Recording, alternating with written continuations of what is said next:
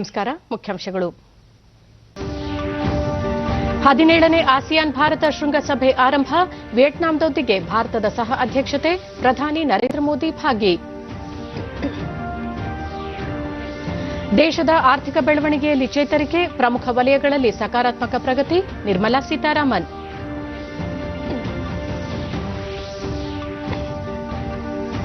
ಕೈಗಾರಿಕಾ ಭೂಮಿ ನೋಂದಣಿ. 20 ಲಕ್ಷ ರೂಪಾಯಿ ಮೌಲ್ಯ ಮೀರಿದ ಫ್ಲಾಟ್ಗಳ ನೋಂದಣಿ ಶುಲ್ಕ ಇಳಿಕೆ. ರಾಜ್ಯ ಸಚಿವ ಸಂಪುಟ ಸಭೆ ತೀರ್ಮಾನ. ರೈತರೊಂದಿಗೆ ಒಂದು ದಿನ ಕಾರ್ಯಕ್ರಮಕ್ಕೆ ನಾಳೆ ಮಂಡ್ಯ ಜಿಲ್ಲೆಯಲ್ಲಿ ಚಾಲನೆ. ಕೃಷಿಕರ ಸಮಸ್ಯೆ ಬೇಡಿಕೆಗಳ ಈಡೇರಿಕೆಗೆ ಒತ್ತು. ಬಿಸಿ ಪಾಟೀಲ್. ವಾರ್ತೆಗಳ ವಿವರ.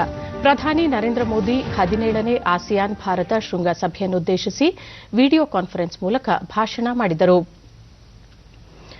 ಈ ಶೃಂಗಸಭೆಯಲ್ಲಿ ಆಸಿಯಾನ್ನ ಎಲ್ಲಾ 10 ಸದಸ್ಯ ರಾಷ್ಟಗಳು ವರ್ಚುವಲ್ ಮಾಧ್ಯಮದ ಮೂಲಕ ಭಾಗಿಯಾಗಿವೆ. ಭಾರತ ಆಸಿಯಾನ್ ನಡುವಿನ ಸಾಂಸ್ಕೃತಿಕ ಮತ್ತು ಐತಿಹಾಸಿಕ ಸಂಬಂಧಗಳು ಶತಮಾನಗಳಷ್ಟು ಹಳೆಯದಾಗಿವೆ. ಭಾರತದ ಪೂರ್ವದತ್ತ ನೀತಿಯಂತೆ ಭಾರತ ಪೆಸಿಫಿಕ್ ಪ್ರಾಂತ್ಯದಲ್ಲಿ ಭದ್ರತೆಯ ಉಪಕ್ರಮಗಳನ್ನು ತೆಗೆದುಕೊಳ್ಳಲಾಗುತ್ತಿದೆ. ಆಸಿಯಾನ್ನೊಂದಿಗೆ ಸಂಪರ್ಕ ವೃದ್ಧಿಗೆ ಒತ್ತು ನೀಡಲಾಗುತ್ತಿದೆ. ಆಸಿಯಾನ್ ಒಕ್ಕೂಟ ರಾಷ್ಟಗಳು ಜವಾಬ್ದಾರಿಯಿಂದ ಕಾರ್ಯನಿರ್ವಹಿಸಬೇಕಾಗಿದೆ ಎಂದು ಪ್ರಧಾನಿ ನರೇಂದ್ರ ಮೋದಿ ಹೇಳಿದರು. ಈ ಸಭೆ ಆಸಿಯಾನ್ ಭಾರತ ವ್ಯೂಹಾತ್ಮಕ ಪಾಲುದಾರಿಕೆಯ ಸ್ಥಿತಿ ಪರಾಮರ್ಶಿಸಲಿದ್ದು, ಸಂಪರ್ಕ, ಸಾಗರ ಸಹಕಾರ, ವಾಣಿಜ್ಯ, ವ್ಯಾಪಾರ, ಶಿಕ್ಷಣ ಹಾಗೂ ಸಾಮರ್ಥ್ಯ ವರ್ಧನೆಯ ಕ್ಷೇತ್ರದಲ್ಲಿ ಆಗಿರುವ ಪ್ರಗತಿ ಕುರಿತು ಪರಿಶೀಲನೆ ನಡೆಸಲಿದೆ. ಆಸಿಯಾನ್ ಭಾರತ ಕಾರ್ಯಕ್ರಮಗಳನ್ನು ಮತ್ತಷ್ಟು ಬಲಪಡಿಸಲು ಮಾರ್ಗೋಪಾಯಗಳ ಕುರಿತಂತೆಯೂ ನಾಯಕರು ಚರ್ಚಿಸಲಿದ್ದಾರೆ. ಈ ನಿಟ್ಟಿನಲ್ಲಿ ಆಸಿಯಾನ್ ಭಾರತ 2021-2025 ಕ್ರಿಯಾ ಯೋಜನೆ ಅಳವಡಿಕೆಯ ಪ್ರಸ್ತಾಪ ಮಾಡಲಿದ್ದಾರೆ. ಕೋವಿಡ್-19 ನಂತರದ ಆರ್ಥಿಕ ಚೇತರಿಕೆ ಮತ್ತು ಮಹತ್ವದ ಪ್ರಾದೇಶಿಕ ಹಾಗೂ ಅಂತಾರಾಷ್ಟೀಯ ಬೆಳವಣಿಗೆಗಳ ಕುರಿತಂತೆಯೂ ಈ ಶೃಂಗಸಭೆಯಲ್ಲಿ ಚರ್ಚಿಸಲಾಗುವುದು. ಈ ಶೃಂಗಸಭೆ ಭಾರತ ಹಾಗೂ ಆಸಿಯಾನ್ ರಾಷ್ಟಗಳಿಗೆ ಉನ್ನತ ಮಟ್ಟದ ಮಾತುಕತೆಗೆ ವೇದಿಕೆ ಕಲ್ಪಿಸಲಿದೆ. कोविड की दिक्कतों के बावजूद आपने अपनी जिम्मेदारियों को बखूबी निभाया है. एक्सेलेंसीज, भारत और आसियान की स्ट्रैटेजिक पार्टनरशिप हमारी साझा ऐतिहासिक, भौगोलिक और सांस्कृतिक धरोहर पर आधारित है. आसियान समूह शुरू से हमारी एक्ट ईस्ट पॉलिसी का मूल केंद्र रहा है. भारत के इंडो पैसिफिक ओशंस इनिशिएटिव और आसियान के आउटलुक ऑन इंडो पैसिफिक के बीच कई समानताएं हैं. हम मानते हैं कि security and growth for all in the region के लिए एक कोहेसिव एंड रिस्पॉन्सिव आसियान. ಪ್ರಮುಖ ವಲಯಗಳಲ್ಲಿ ಸಕಾರಾತ್ಮಕ ಪ್ರಗತಿಯಿಂದ ಭಾರತದ ಆರ್ಥಿಕತೆ ಸದೃಢವಾಗಿ ಹೊರಹೊಮ್ಮುತ್ತಿದೆ ಎಂದು ಹಣಕಾಸು ಸಚಿವೆ ನಿರ್ಮಲಾ ಸೀತಾರಾಮನ್ ಹೇಳಿದ್ದಾರೆ. ದೆಹಲಿಯಲ್ಲಿಂದು ಅವರು ದೇಶದಲ್ಲಿ ಕೋವಿಡ್ ಸಾಂಕ್ರಾಮಿಕ ನಡುವೆಯೂ ಕಳೆದ ತ್ರೈಮಾಸಿಕದಲ್ಲಿ ಇಂಧನ ಬಳಕೆ, ಜಿಎಸ್ಟಿ ಸಂಗ್ರಹ, ಬ್ಯಾಂಕ್ ಸಾಲ, ವಿದೇಶಿ ನೇರ ಬಂಡವಾಳ ಹೂಡಿಕೆಯಲ್ಲಿ ಸಕಾರಾತ್ಮಕ ಬೆಳವಣಿಗೆಯಾಗಿದೆ. ಮಾರುಕಟ್ಟೆ ಬಂಡವಾಳೀಕರಣ ಮತ್ತು ವಿದೇಶಿ ವಿನಿಮಯ ಸಂಗ್ರಹ ಸಾರ್ವಕಾಲಿಕ ಎತ್ತರಕ್ಕೇರಿದ್ದು ಇದು ಉತ್ತಮ ಬೆಳವಣಿಗೆಯಾಗಿದೆ ಎಂದರು. ಕೇಂದ್ರ ಸರ್ಕಾರದ ಆತ್ಮನಿರ್ಭರ್ ಭಾರತ ಅಭಿಯಾನದ 3ನೇ ಹಂತದ ಪ್ರಗತಿಯ ವಿವರಗಳನ್ನು ನೀಡಿದ ಅವರು 2,65,000 ಕೋಟಿ ರೂಪಾಯಿ ಮೊತ್ತದ ಆರ್ಥಿಕ ಉತ್ತೇಜನ ಕ್ರಮಗಳು ಇವುಗಳಲ್ಲಿ ಸೇರಿವೆ. ಆರ್ಥಿಕ ಉತ್ತೇಜನಕ್ಕಾಗಿ ನೀಡಿದ ಮೊತ್ತವು ರಾಷ್ಟೀಯ ಜಿಡಿಪಿಯ ಶೇಕಡಾ 15ರಷ್ಟಾಗಿದೆ. ಕೋವಿಡ್ ಲಸಿಕೆಯ ಸಂಶೋಧನೆ ಮತ್ತು ಅಭಿವೃದ್ಧಿಗಾಗಿ ಕೋವಿಡ್ ಸುರಕ್ಷಾ ಮಿಷನ್ಗಾಗಿ 900 ಕೋಟಿ ರೂಪಾಯಿಯನ್ನು ಜೈವಿಕ ತಂತ್ರಜ್ಞಾನ ಇಲಾಖೆಗೆ ಒದಗಿಸಲಾಗಿದೆ. ಬಂಡವಾಳ ಮತ್ತು ಕೈಗಾರಿಕಾ ವೆಚ್ಚಕ್ಕಾಗಿ 10,200 ಕೋಟಿ ರೂಪಾಯಿ ಹೆಚ್ಚುವರಿ ಬಜೆಟ್ ಅನುದಾನವನ್ನು ಒದಗಿಸಲಾಗಿದೆ. ಯೋಜನಾ ರಫ್ತುಗಳಿಗಾಗಿ ಸಾಲ ಮಾರ್ಗಗಳ ಮೂಲಕ ಎಕ್ಸಿಮ್ ಬ್ಯಾಂಕ್ಗೆ 3,000 ಕೋಟಿ ರೂಪಾಯಿ ಬಿಡುಗಡೆ ಮಾಡಲಾಗಿದೆ ಎಂದರು. Wasn't rural India doing well? Isn't your Rabi crop also being speculated that it will be good? Isn't farmers' demand for fertilizers something which this government from 2014 ensured that there are no riots on the street with farmers coming and standing in long queues for fertilizer? We want to ensure that there shall not be any shortage for farmers who will want fertilizer. They have performed extraordinarily well during the lockdown. We can't afford to let them down now, so we want to ensure that fertilizers more than adequately will be available for them. Strictly, the perishable goods are the ones which went up. And on the perishable goods, it's more because of some districts which got flooded.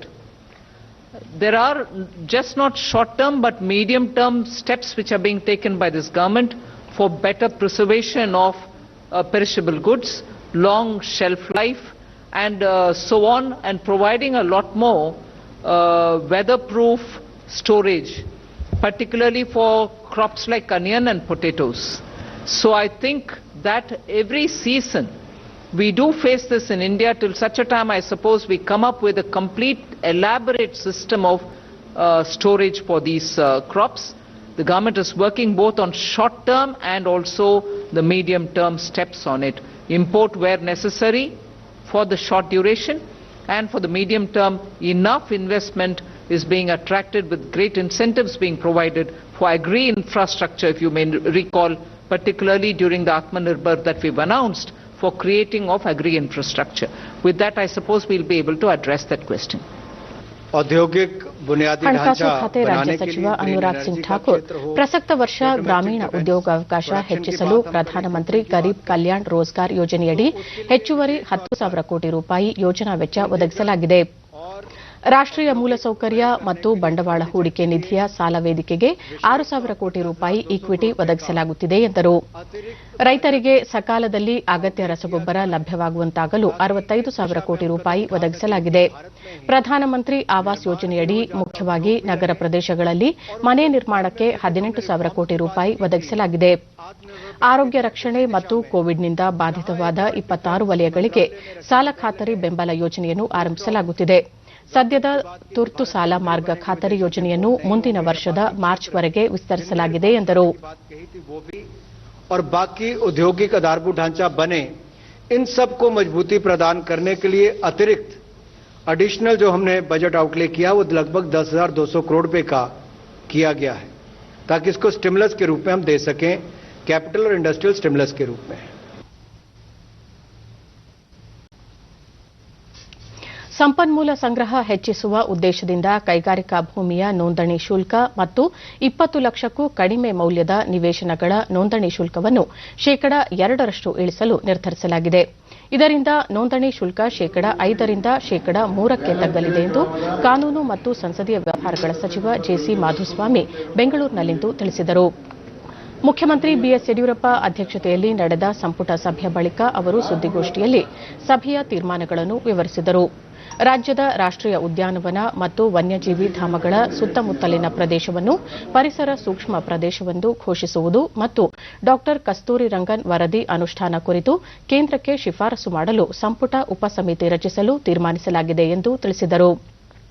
Bengaluru ಉಪನಗರ ರೈಲು ಯೋಜನೆಯನ್ನು ರಾಜ್ಯ ಸರ್ಕಾರ ಕೇಂದ್ರ railway ಸಚಿವಾಲಯ ಅನುಷ್ಠಾನಗೊಳಿಸಲು ಅಗತ್ಯವಾಗಿರುವ ಸಂಪನ್ಮೂಲ ಕ್ರೋಢೀಕರಿಸಲು ತೀರ್ಮಾನಿಸಲಾಗಿದ್ದು, ಬೆಂಗಳೂರು ದೇವನಹಳ್ಳಿ, ಬೆಂಗಳೂರು ಬೈಯಪ್ಪನಹಳ್ಳಿ ಸೇರಿದಂತೆ ಆಸುಪಾಸಿನ ಪ್ರದೇಶಗಳಿಗೆ ರೈಲು ಸಂಪರ್ಕ ಕಲ್ಪಿಸಲಾಗುವುದು ಎಂದರು. ಬೆಂಗಳೂರು ಅಭಿವೃದ್ಧಿ ಪ್ರಾಧಿಕಾರಕ್ಕೆ ಗುತ್ತಿಗೆ ಪಾವತಿಸದ ನಾಗರಿಕ ಸೌಲಭ್ಯಗಳ ನಿವೇಶನ ಪಾವತಿಸಿದ್ದಲ್ಲಿ ಶೇಕಡಾ 50ರಷ್ಟು ಬಡ್ಡಿಯನ್ನು ಕಡಿತಗೊಳಿಸಲಾಗುವುದು ಎಂದು ಮಾಹಿತಿ ನೀಡಿದರು. ಬೆಂಗಳೂರು ವಿಶ್ವವಿದ್ಯಾಲಯದ ಜ್ಞಾನಭಾರತಿ ಆವರಣದಲ್ಲಿ ಪರಿಶಿಷ್ಟ ಜಾತಿ ಮತ್ತು ವರ್ಗಗಳ ವಿದ್ಯಾರ್ಥಿಗಳ ವಸತಿ ನಿರ್ಮಿಸಲು 30 ಕೋಟಿ ರೂಪಾಯಿ ಒದಗಿಸಲಾಗುವುದು. ನಿರ್ಭಯ ಯೋಜನೆ ಅಡಿ ಬಸ್ಗಳಲ್ಲಿ ಮಹಿಳೆಯರಿಗೆ ಹೆಚ್ಚಿನ ರಕ್ಷಣೆ ಒದಗಿಸಲು 40 ಕೋಟಿ ರೂಪಾಯಿ, ಬೆಂಗಳೂರು ಮಹಾನಗರ ಪಾಲಿಕೆ ಮಾವಳ್ಳಿಪುರದಲ್ಲಿ ಖಾಸಗಿ ಸಂಸ್ಥೆಯ ಜೊತೆಗೆ ಘನತ್ಯಾಜ್ಯ ವಿಂಗಡಣೆಗೆ 13 ಎಕರೆ ಭೂಮಿ ಒದಗಿಸಲಾಗುವುದು. ಮಂಡ್ಯ ಮತ್ತು ಮೈಸೂರು ಸಕ್ಕರೆ ಕಾರ್ಖಾನೆಗಳನ್ನು ಖಾಸಗಿ ಕಂಪನಿಗಳಿಗೆ ಹೊರಗುತ್ತಿಗೆ ನೀಡಲು ನಿರ್ಧರಿಸಲಾಗಿದೆ ಎಂದು ತಿಳಿಸಿದರು.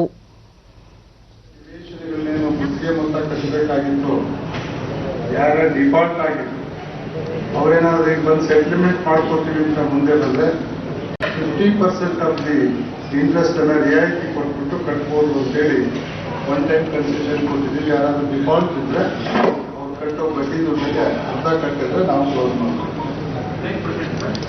50% ಅವ್ರು ಕಟ್ಟಬೇಕಾಗಿರೋದ್ರೆ ಅರ್ಧ ಬಡ್ಡಿ.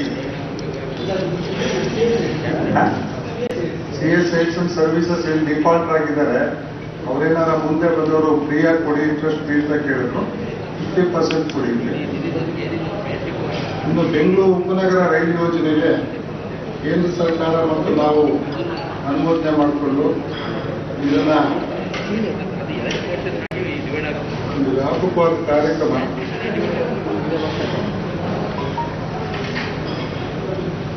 ಯೋಜನಾ ವೆಚ್ಚದ 60% ಭಾಗ ಅಂದ್ರೆ 7,403 ಕೋಟಿನ ಭಾರತ ಸರ್ಕಾರದ ರೈಲ್ವೆ ಮಂತ್ರಾಲಯ ಹಾಗೂ ಹಣಕಾಸು ಮಂತ್ರಾಲಯ ಸೂಚಿಸಿದಂತೆ ನಾವು ಶೇರ್ ಮಾಡ್ತಾ ಇದ್ದೇವೆ ಕೊಟ್ಟು SPV ಮೂಲಕ ಪಡೆಯಲಿಕ್ಕೆ ಅನುಮೋದನೆ ಮಾಡೋದ್ರಿಂದ ಸುಮಾರು 18,000 ಚದರ ಕೋಟಿ ಯೋಜನೆ ಇತ್ತು.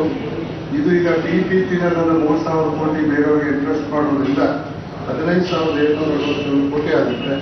ಈ ಕಾರ್ಯಕ್ರಮಕ್ಕೆ ನಾವು ಅಡ್ಮಿನಿಸ್ಟ್ರೇಟಿವ್ ಅಪ್ರೂವಲ್ ಕೊಟ್ಟಿದ್ದೀವಿ. ಇದರಲ್ಲಿ corridor 1 Bengaluru Devanahalli 41.4 kilometre, corridor 2 Ayyappanahalli ಮತ್ತು Chikkaballapura 25.01 kilometre, corridor 3 Kengeri Whitefield 35.55 kilometre. ಪ್ರತಿ ತಿಂಗಳು ಒಂದು ದಿನ ರೈತರ ಜೊತೆಗಿದ್ದು ಕೃಷಿ ಚಟುವಟಿಕೆಗಳಲ್ಲಿ ಸ್ವತಃ ಭಾಗಿಯಾಗಿ ಅವರ ಸಮಸ್ಯೆ ಹಾಗೂ ಬೇಡಿಕೆಗಳನ್ನು ಆಲಿಸಲು ರೈತರೊಂದಿಗೆ ಒಂದು ದಿನ ಎಂಬ ವಿನೂತನ ಕಾರ್ಯಕ್ರಮವನ್ನು ಆರಂಭಿಸಲಾಗುತ್ತಿದೆ ಎಂದು ಕೃಷಿ ಸಚಿವ ಬಿಸಿ ಪಾಟೀಲ್ ಬೆಂಗಳೂರಿನಲ್ಲಿಂದು ತಿಳಿಸಿದರು.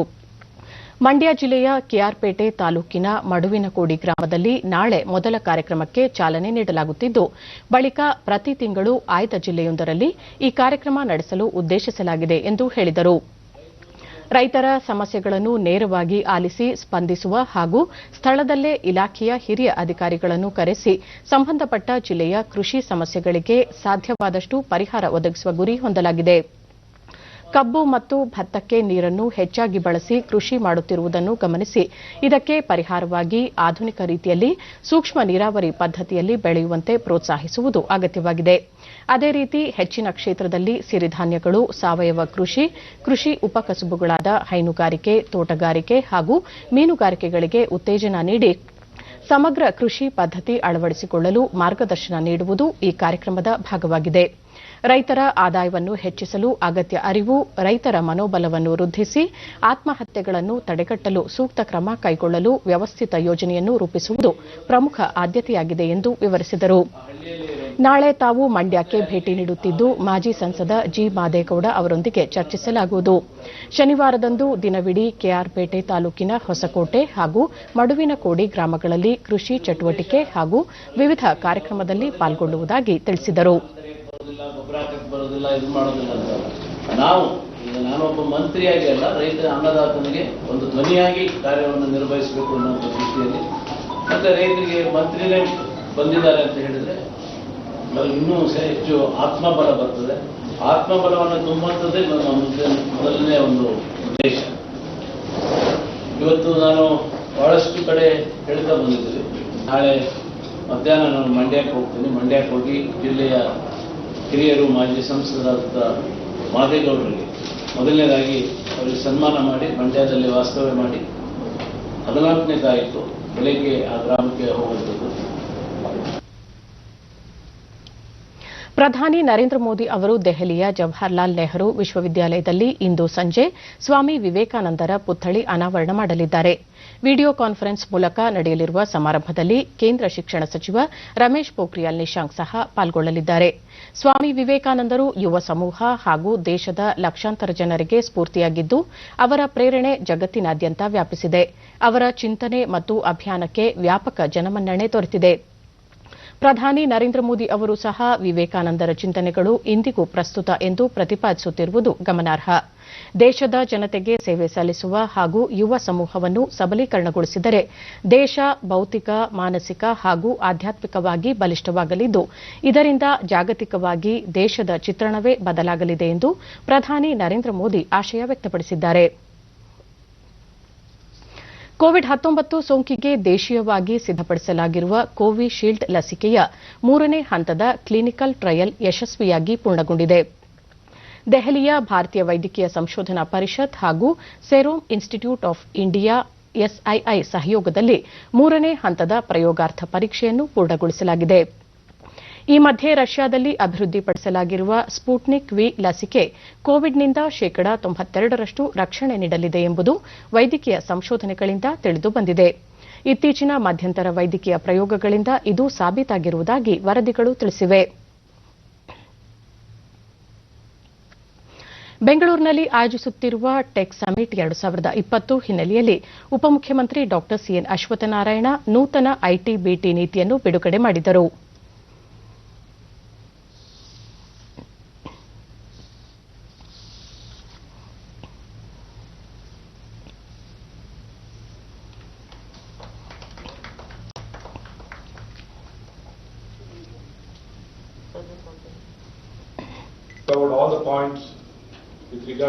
ಬಳಿಕ ಅವರು ಈ ಸಮ್ಮೇಳನದ ಯಶಸ್ಸಿಗೆ ಅಗತ್ಯ ಸಿದ್ದತೆಗಳನ್ನು ಕೈಗೊಂಡಿದ್ದು ರಾಜ್ಯದ ಮಾಹಿತಿ ಮತ್ತು ಜೈವಿಕ ತಂತ್ರಜ್ಞಾನ ಕ್ಷೇತ್ರದ ಬೆಳವಣಿಗೆಗೆ ನೀಲನಕ್ಷೆ ಸಿದ್ದಪಡಿಸಲಾಗುತ್ತಿದೆ.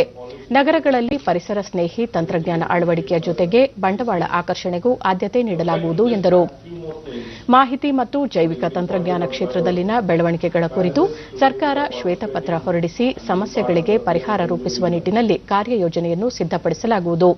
ಮುಂದಿನ 5 ವರ್ಷಗಳಲ್ಲಿ ರಾಜ್ಯದ ಮಾಹಿತಿ ಮತ್ತು ಜೈವಿಕ ತಂತ್ರಜ್ಞಾನ ಕ್ಷೇತ್ರದ ಬೆಳವಣಿಗೆಯನ್ನು $300 ಶತಕೋಟಿ ಗೆ ಏರಿಸುವ ಗುರಿ ಹೊಂದಲಾಗಿದೆ ಎಂದರು. It was a very challenging situation, but the technology and innovation has overcome the challenges and we are emerging much more stronger than earlier, and it has taken forward in all the sectors program. In this we have been very clear and we have formed a task force also. The task force has been established under the chairmanship of our B.V. Naidu ji, compromising of industry, academia and other stakeholders to prepare a white paper to enable the Beyond Bengaluru mandate, which is now at 5%, at least to achieve a growth of not less than 500% within next few years, and to achieve the growth of even the market share of from $52 billion to $300 billion within next 5 years, it should be achieved. This will trigger the growth. Probably the transaction, if it increases to 300 billion, probably the impact can be seen in other fields. It can grow drastically, it can grow in a very big manner. Corona ಸೋಂಕು ಹಿನ್ನೆಲೆಯಲ್ಲಿ ಈ ಬಾರಿ ವಿಜಯನಗರದ ಗತವೈಭವ ಸಾರುವ ಹಂಪಿ ಉತ್ಸವವನ್ನು 1 ದಿನಕ್ಕೆ ಸೀಮಿತಗೊಳಿಸಿ ನಾಳೆ ಸರಳವಾಗಿ ಆಚರಿಸಲಾಗುತ್ತಿದ್ದು ಅಗತ್ಯ ಸಿದ್ದತೆಗಳು ನಡೆಯುತ್ತಿವೆ. ಪ್ರತಿ ವರ್ಷ ಹಂಪಿ ಉತ್ಸವವನ್ನು ಅತ್ಯಂತ ವಿಜೃಂಭಣೆಯಿಂದ 3 ದಿನಗಳ ಕಾಲ ಆಚರಿಸಲಾಗುತ್ತಿತ್ತು. ಆದರೆ ಈ ಬಾರಿ ಕೇಂದ್ರ ಮತ್ತು ರಾಜ್ಯ ಸರ್ಕಾರಗಳ ಆದೇಶದಂತೆ ಕೋವಿಡ್ ಸೋಂಕು ನಿಯಂತ್ರಣ ಹಿನ್ನೆಲೆಯಲ್ಲಿ 200ಕ್ಕೂ ಹೆಚ್ಚು ಜನ ಸೇರದಂತೆ ಸರಳವಾಗಿ ಆಚರಿಸಲಾಗುತ್ತದೆ. ತುಂಗಭದ್ರಾ ನದಿ ತಟದಲ್ಲಿ ನಡೆಯುವ ತುಂಗಾರತಿಗೆ ಸಿದ್ದತೆಗಳು ಬಹುತೇಕ ಪೂರ್ಣಗೊಂಡಿದೆ. ನಾಳೆ ಸಂಜೆ 4:30ಕ್ಕೆ ಜಿಲ್ಲಾ ಉಸ್ತುವಾರಿ ಸಚಿವ ಆನಂದ್ ಸಿಂಗ್ ಹಂಪಿ ಉದ್ದಾನ ವೀರಭದ್ರೇಶ್ವರ ದೇವಸ್ಥಾನದ ಬಳಿ ಸ್ಥಳೀಯ ವಿವಿಧ ಜಾನಪದ ಕಲಾತಂಡಗಳ ಶೋಭಾಯಾತ್ರೆಗೆ ಚಾಲನೆ ನೀಡಲಿದ್ದಾರೆ. ಬಳಿಕ ವಿರೂಪಾಕ್ಷೇಶ್ವರ ದೇಗುಲದಲ್ಲಿ ಪೂಜಾ ಕಾರ್ಯಕ್ರಮಗಳು ಜರುಗಲಿವೆ. ಕಾರ್ಯಕ್ರಮದಲ್ಲಿ ಪಾಲ್ಗೊಳ್ಳುವ ಕಲಾವಿದರು ಸೇರಿದಂತೆ ಪ್ರತಿಯೊಬ್ಬರೂ ಕಡ್ಡಾಯವಾಗಿ ಕೋವಿಡ್ ನಿಯಮಗಳನ್ನು ಪಾಲಿಸುವಂತೆ ಸೂಚಿಸಲಾಗಿದೆ. ರಾಜೀವ್ ಗಾಂಧಿ ವಸತಿ ನಿಗಮದ ವತಿಯಿಂದ ಪ್ರಧಾನಮಂತ್ರಿ ಆವಾಸ್ ಯೋಜನೆಯಡಿ ಬೆಳಗಾವಿ ಜಿಲ್ಲೆಯ ನಿಪ್ಪಾಣಿ ಶಿಂದೇನಗರದಲ್ಲಿ ಮನೆಗಳ ನಿರ್ಮಾಣ ಕಾಮಗಾರಿಗೆ ವಸತಿ ಸಚಿವ ವಿ ಸೋಮಣ್ಣ ನಿನ್ನೆ ಶಂಕುಸ್ಥಾಪನೆ ನೆರವೇರಿಸಿದರು. ಈ ಸಂದರ್ಭದಲ್ಲಿ ಜಿಲ್ಲಾಧಿಕಾರಿ ಎಂಜಿ ಹಿರೇಮಠ, ಚಿಕ್ಕೋಡಿ ಉಪವಿಭಾಗಾಧಿಕಾರಿ ಯುಕೇಶ್ ಕುಮಾರ್, ಚಿಕ್ಕೋಡಿ ಸಂಸದರಾದ ಅಣ್ಣಾಸಾಹೇಬ್ ಜೊಲ್ಲೆ, ನಿಪ್ಪಾಣಿ ನಗರಸಭೆ ಪಾಲಿಕೆ ಆಯುಕ್ತ ಮಹಾವೀರ ಬೋರಣ್ಣನವರ್ ಮತ್ತಿತರರು ಉಪಸ್ಥಿತರಿದ್ದರು. ಬಳಿಕ ಸಚಿವರು ಪ್ರಧಾನಮಂತ್ರಿ ಆವಾಸ್ ಯೋಜನೆಯಡಿ ನಿರ್ಮಿಸಲಾಗುತ್ತಿರುವ ಮನೆಗಳನ್ನು 1 ವರ್ಷದಲ್ಲಿ ಪೂರ್ಣಗೊಳಿಸುವ ಗುರಿ ಹೊಂದಲಾಗಿದ್ದು ಶೀಘ್ರದಲ್ಲಿ ಫಲಾನುಭವಿಗಳಿಗೆ ವಿತರಿಸಲಾಗುವುದು ಎಂದರು. ಗ್ರಾಮೀಣ ಪ್ರದೇಶದಲ್ಲಿ 5,40,000 ಹಾಗೂ ಪಟ್ಟಣ ಪ್ರದೇಶದಲ್ಲಿ 47,000 ಮನೆಗಳನ್ನು ನಿರ್ಮಿಸುವ ಗುರಿ ಹೊಂದಲಾಗಿದೆ ಎಂದು ಸಚಿವರು ಮಾಹಿತಿ ನೀಡಿದ್ದಾರೆ. ಪ್ರತಿಯೊಬ್ಬರಿಗೂ ಕೂಡ ಸೂರನ್ನ ಒದಗಿಸತಕ್ಕಂಥದ್ರಲ್ಲಿ ಗ್ರಾಮೀಣ ಪ್ರದೇಶದಲ್ಲಿ 5,40,000 ಮನೆಗಳನ್ನು ಇನ್ನು 1 ವರ್ಷದಲ್ಲಿ ಮುಗಿಸ್ತಕ್ಕಂಥ ಕೆಲಸವನ್ನು ಮಾಡ್ತಾ ಇದ್ದೀವಿ. ರಾಜ್ಯದಲ್ಲಿ ಇವತ್ತು ಅದರೊಳಗೂ ಪುರಸಭೆಗಳು, ಪಟ್ಟಣ ಪಂಚಾಯಿತಿಗಳು, ಮಹಾನಗರ ಪಾಲಿಕೆಗಳು, ಹೀಗೆ ಏನು ಅರ್ಬನ್ ಲೋಕಲ್ ಬಾಡೀಸ್ ಅಂತ ಏನಿದೆ 47,000 ಮನೆಗಳಿಗೆ ಈಗಾಗಲೇ ಆದೇಶವನ್ನು ಮಾಡಿ 23,000 ಮನೆಗಳು ಈಗಾಗಲೇ ನಡೀತಾ ಇದೆ. ಇನ್ನೂ ಕೂಡ ಇನ್ನು ಉಳಿದಿರ್ತಕ್ಕಂಥ ಮನೆಗಳನ್ನು ಕೂಡ ಪ್ರಾರಂಭ ಮಾಡ್ತಕ್ಕಂಥದಕ್ಕೆ ಇವತ್ತು ನನ್ನ ಸಹೋದರಿಯ ಕ್ಷೇತ್ರದಲ್ಲಿ 2,052 ಮನೆಗಳು, ಬಿಜಾಪುರ ನಗರದಲ್ಲಿ ಸುಮಾರು 1,400 ಮನೆಗಳು, ಹೀಗೆ ವಿವಿಧ ಹಂತದಲ್ಲಿ ಸಾವು ಮಾಡಿ ಈ 47,000 ಜೊತೆಯಲ್ಲಿ 60,000 ಮನೆಗಳನ್ನು ಇನ್ನು 1 ವರ್ಷದಲ್ಲಿ ಪಟ್ಟಣ ಪ್ರದೇಶದಲ್ಲಿ ಕಟ್ಟಿ ಬಡವರಿಗೋಸ್ಕರವಾಗಿ ಸೂರಿಲ್ಲದವರಿಗೆ ಆಶ್ರಯವನ್ನು ನೀಡತಕ್ಕಂಥ ಕೆಲಸವನ್ನು ಮಾಡ್ತಾ ಇದ್ದೀವಿ. ಬೆಂಗಳೂರಿನ ಮೈಸೂರು ರಸ್ತೆಯ ಹೊಸಗುಡ್ಡದಹಳ್ಳಿ ಬಳಿ ಬೆಂಕಿ ಅವಘಡ ಸಂಭವಿಸಿದ ಕೆಮಿಕಲ್ ಫ್ಯಾಕ್ಟರಿ ಸ್ಥಳಕ್ಕೆ ವೈದ್ಯಕೀಯ ಶಿಕ್ಷಣ ಸಚಿವ ಡಾ ಕೆ ಸುಧಾಕರ್ ಇಂದು ಭೇಟಿ ನೀಡಿ ಪರಿಶೀಲಿಸಿದರು. ಬಳಿಕ ಅವರು ಸ್ಯಾನಿಟೈಸರ್ ಅನ್ನು ಅಕ್ರಮವಾಗಿ ದಾಸ್ತಾನು ಮಾಡಿದ ಪರಿಣಾಮ ಈ ದುರಂತ ಸಂಭವಿಸಿದೆ. ಈ ದುರ್ಘಟನೆಗೆ ಕಾರಣರಾದ ತಪ್ಪಿತಸ್ಥರನ್ನು ಶಿಕ್ಷಿಸಲಾಗುವುದು. ಔಷಧ ನಿಯಂತ್ರಕರಿಂದ ಈ ಸಂಬಂಧ ತನಿಖೆ ನಡೆಸಿ ಮುಂದಿನ ಕ್ರಮ ತೆಗೆದುಕೊಳ್ಳುವುದಾಗಿ ತಿಳಿಸಿದರು. ರಾಜ್ಯದಲ್ಲಿ ಕೋವಿಡ್ ಸೋಂಕಿನ ಸಂಖ್ಯೆಯಲ್ಲಿ ಇಳಿಕೆಯಾದ ಮಾತ್ರಕ್ಕೆ ಸೋಂಕು ನಿಯಂತ್ರಣಕ್ಕೆ ಬಂದಿದೆ ಎಂಬುದು ಭಾವಿಸುವುದು ಸರಿಯಲ್ಲ. ಹಬ್ಬದ ಸಂದರ್ಭದಲ್ಲಿ ನಮ್ಮ ನಡವಳಿಕೆಯಲ್ಲಿ ಬದಲಾವಣೆ ಮಾಡಿಕೊಳ್ಳಬೇಕು, ಸುರಕ್ಷತಾ ಕ್ರಮಗಳನ್ನು ಅನುಸರಿಸಬೇಕು ಎಂದು ಸಲಹೆ ಮಾಡಿದರು.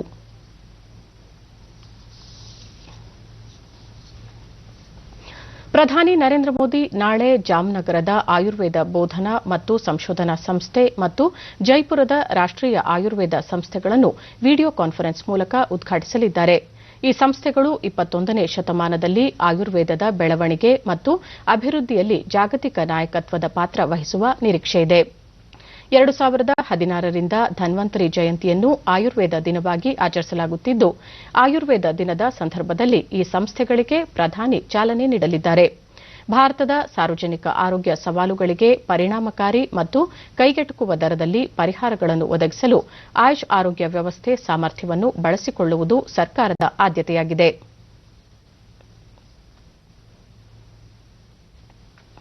ಕಳೆದ 24 ಗಂಟೆಗಳಲ್ಲಿ ದೇಶದಲ್ಲಿ 47,905 ಹೊಸ ಕೊರೋನಾ ಸೋಂಕಿನ ಪ್ರಕರಣಗಳು ಪತ್ತೆಯಾಗಿದ್ದು, ಇದರೊಂದಿಗೆ ಒಟ್ಟು ಸೋಂಕಿತರ ಸಂಖ್ಯೆ 86,83,917ಕ್ಕೆ ಏರಿಕೆಯಾಗಿದೆ.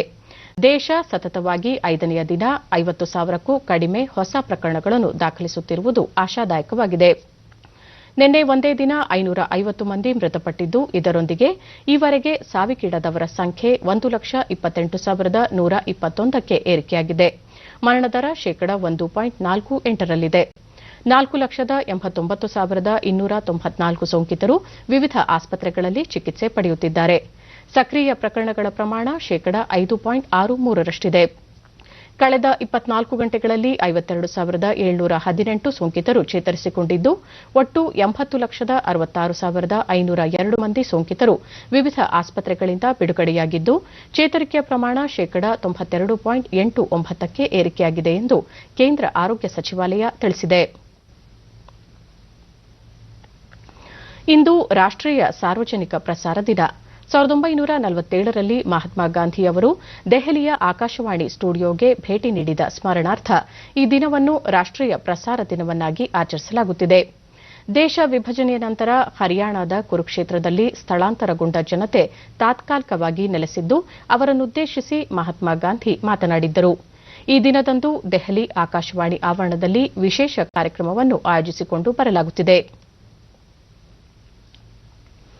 ಇಂದು ರಾಷ್ಟೀಯ ಪಕ್ಷಿ ದಿನ. ಈ ಸಂದರ್ಭದಲ್ಲಿ ಕೇಂದ್ರ ಸಚಿವ ಪ್ರಕಾಶ್ ಜಾವಡೇಕರ್ ದೇಶದ ಜನತೆಗೆ ಶುಭಾಶಯಗಳನ್ನು ಹಂಚಿಕೊಂಡಿದ್ದಾರೆ.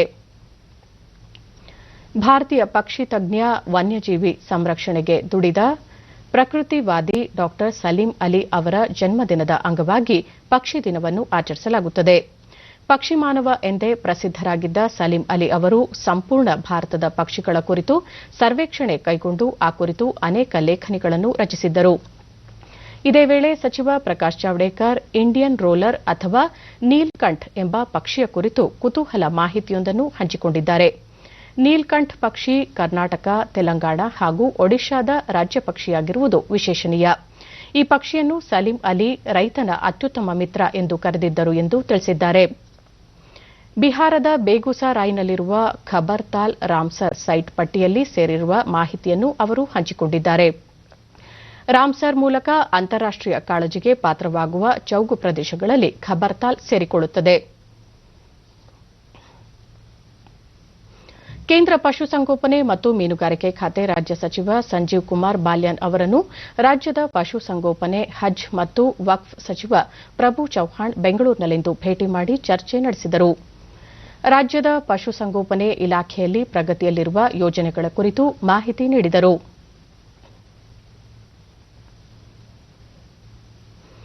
65ನೇ ರೈಲ್ವೆ ಸಪ್ತಾಹ ಕಾರ್ಯಕ್ರಮವನ್ನು ಬೆಂಗಳೂರು ವಿಭಾಗೀಯ ರೈಲ್ವೆ ವ್ಯವಸ್ಥಾಪಕರಾದ ಅಶೋಕ್ ಕುಮಾರ್ ಶರ್ಮಾ ಬೆಂಗಳೂರಿನಲ್ಲಿ ನಿನ್ನೆ ಉದ್ಘಾಟಿಸಿದರು.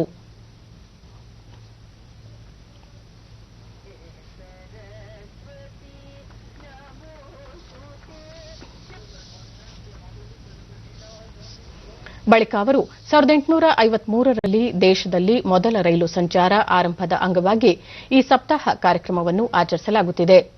1ರಿಂದ ಆರಂಭವಾದ ರೈಲು ಓಡಾಟ ಇಂದು 13 ಲಕ್ಷದವರೆಗೆ ತಲುಪಿದೆ. ದೇಶದಲ್ಲಿ ಒಟ್ಟು 8,000 ರೈಲ್ವೆ ನಿಲ್ದಾಣಗಳು ಸ್ಥಾಪನೆಯಾಗಿದ್ದು, ಇದು ಸರ್ಕಾರ ಹಾಗೂ ರೈಲ್ವೆ ಸಿಬ್ಬಂದಿ ಸಹಕಾರದೊಂದಿಗೆ ಸಾಧ್ಯವಾಗಿದೆ ಎಂದು ಅವರು ತಿಳಿಸಿದರು.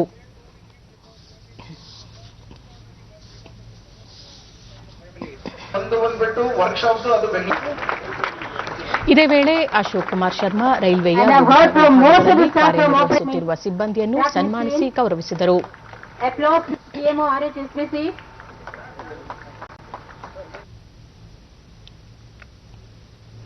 ಕೊರೋನಾ ಮಹಾಮಾರಿ ವಿಶ್ವವ್ಯಾಪಿ ಆವರಿಸಿರುವ ಹಿನ್ನೆಲೆಯಲ್ಲಿ ಜನರ ಸುರಕ್ಷತೆ ದೃಷ್ಟಿಯಿಂದ ವ್ಯಕ್ತಿಗತ ಅಂತರ ಹಾಗೂ ಮಾಸ್ಕ್ ಧರಿಸುವುದು ಕಡ್ಡಾಯ. ನಮ್ಮನ್ನು ಹಾಗೂ ಇತರರನ್ನು ಕೋವಿಡ್ನಿಂದ ರಕ್ಷಿಸಲು ಪ್ರತಿಯೊಬ್ಬರೂ ಸರಿಯಾಗಿ ಮುಖಗವಸು ಧರಿಸುವುದು ಅಗತ್ಯವಾಗಿದೆ. ಈ ಹಿನ್ನೆಲೆಯಲ್ಲಿ ದೂರದರ್ಶನ ವಾಹಿನಿಯಲ್ಲಿ ಮಾಸ್ಕ್ ಅಪ್ ಇಂಡಿಯಾ ಅಭಿಯಾನ ಆರಂಭಿಸಲಾಗಿದೆ. ಈ ಕುರಿತು ಒಂದು ವರದಿ.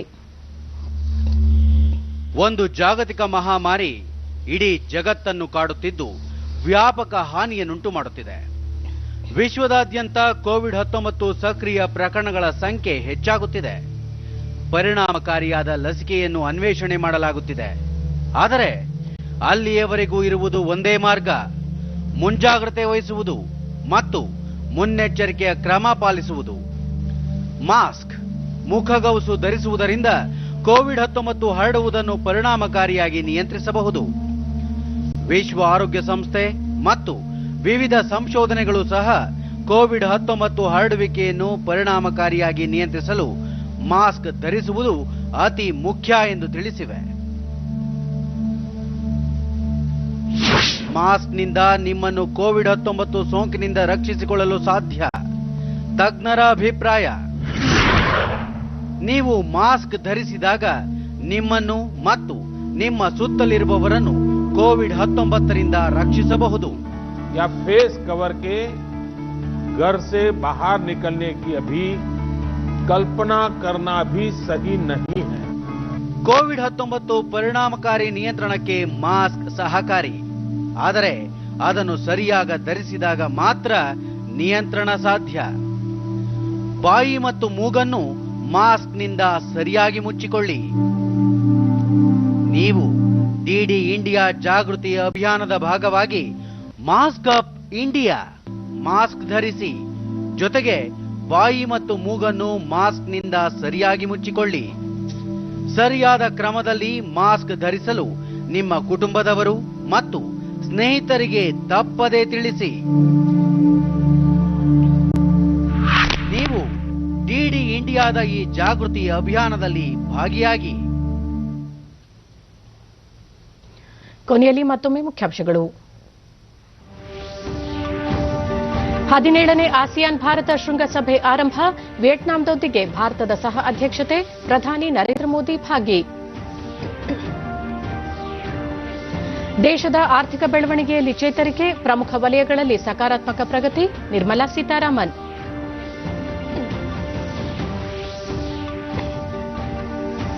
ಕೈಗಾರಿಕಾ ಭೂಮಿ ನೋಂದಣಿ. 20 ಲಕ್ಷ ರೂಪಾಯಿ ಮೌಲ್ಯ ಮೀರಿದ ಫ್ಲಾಟ್ಗಳ ನೋಂದಣಿ ಶುಲ್ಕ ಇಳಿಕೆ. ರಾಜ್ಯ ಸಚಿವ ಸಂಪುಟ ಸಭೆ ತೀರ್ಮಾನ. ರೈತರೊಂದಿಗೆ ಒಂದು ದಿನ ಕಾರ್ಯಕ್ರಮಕ್ಕೆ ನಾಳೆ ಮಂಡ್ಯ ಜಿಲ್ಲೆಯಲ್ಲಿ ಚಾಲನೆ. ಕೃಷಿಕರ ಸಮಸ್ಯೆ, ಬೇಡಿಕೆಗಳ ಈಡೇರಿಕೆಗೆ ಒತ್ತು. ಬಿಸಿ ಪಾಟೀಲ್. ನಮ್ಮ ಮುಂದಿನ ವಾರ್ತಾ ಪ್ರಸಾರ ಸಂಜೆ 7 ಗಂಟೆಗೆ ಡಿಡಿ ಚಂದನದಲ್ಲಿ. ನಮಸ್ಕಾರ.